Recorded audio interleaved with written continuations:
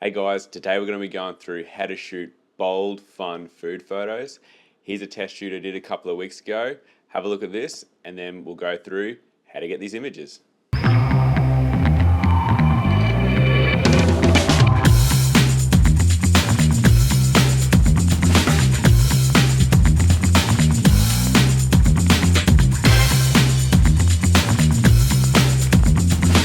So the first thing you want to do is choose your subject matter. Now, for me, when I think of like really bold, poppy food, I don't necessarily think of like a la carte and that kind of thing. I think of fun food. And that's not necessarily junk food, but it's not a la carte either. It's somewhere in the middle. So things like burgers, sandwiches, chips, hot dogs, all this kind of stuff where it's a fun kind of food and the style of photography is also bright and poppy and fun. So it lends itself together. So you need to choose your subject matter that lends itself nicely to this style of shooting. Next thing you want to do is choose your color palette. So for this shoot, I went with the really typical kind of food colors, which is red, orange, and yellow. And there's all these studies showing that those colors actually make you hungry. And when you look at all the big fast food chains, that's the colors they use. So that's what I went with this. But other colors that work really well is your really standard colors, so just blue, yellow, green, purple, just but not like these random in between colors. They just need to be your standard color palette and flat colors. So not like gradients or anything like that. So anything that just is a flat, standout, neutral color will lend itself really well to this kind of shooting. And for this shoot, I just used some pieces of card that I cut up. No, I didn't even cut them up. I just put them as the background instead of getting full photography backgrounds because the subject matter is so small, and it worked really well. So you can go to any kind of craft store and get all these really bold neutral colors like that and use them as your background. Another option is, because of the way you light this, which we'll get to in a minute, is you can even shoot this on a white background and then just cut the food out and put whatever color you want there. And I actually did that for, I think, two of these shots. I didn't like how the background looked with how I shot it, so I just removed the background entirely and put my own background in and a fake shadow, and I think it looks really cool, and that's even its own style in itself. The next thing that lends itself really well to this kind of photography is really bold lighting. So in particular, harsh lighting. This isn't the kind of thing where you want to have, the ooey gooey, soft lighting, perfect roll offs and that. I'm talking about crisp shadows, specular highlights, and just this straight fall off from light, dark.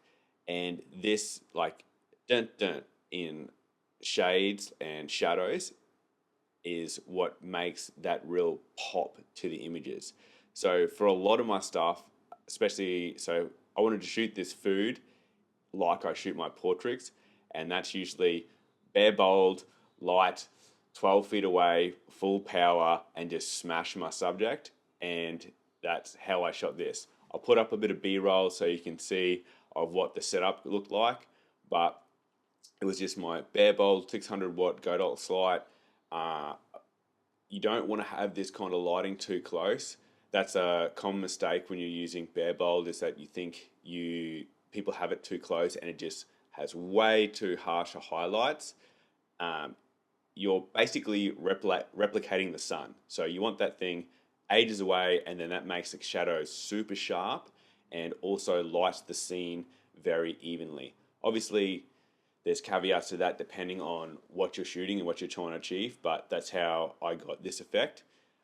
So to summarize, bare bulb, really far away, full power, and shooting from an angle down onto your subject, and that'll give it a nice, evenly lit scene with crisp shadows and specular highlights.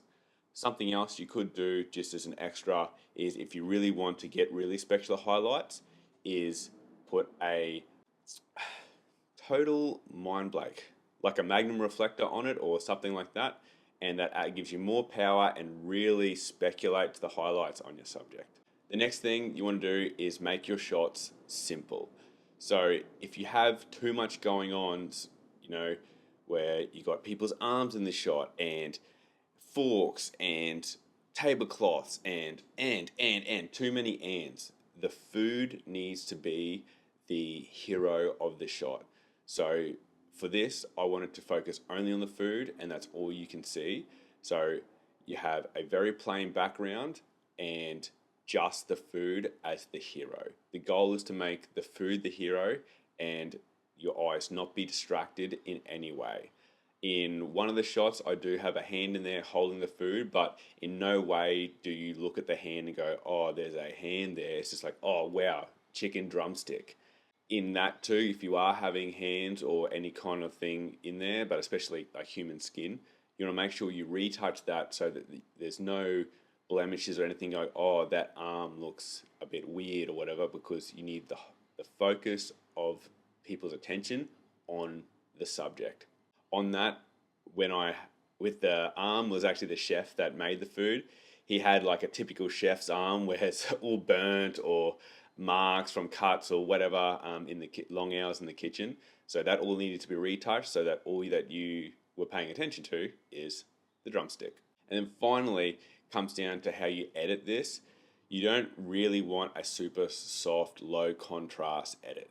So that comes, if you put that kind of soft, low contrast edit, that usually lends itself well to the soft lighting, but we have hard lighting. So you want deep, dark shadows and very vibrant, punchy colors. So for this particular shoot, when I edit it, it's contrast slider, blacks, and saturation. And with the saturation in particular, I was really surprised with this particular shoot, which how far I was able to push the saturation before it started looking unrealistic. If you were shooting people or anything like that, this amount of saturation would look weird, like because their skin would go that orange color and stuff. But with food, because you want, like we associate really, our eyes feel hungry, or we feel hungry when we see vibrant, colorful food. So that's why you want to punch that amount of color into your edit for your food photography and your bold food photography. So that's how I achieved this shoot and how you can achieve a similar look with your with your bold, vibrant food photography. I hope you found this useful, and I'll see you on the next one. Cheers.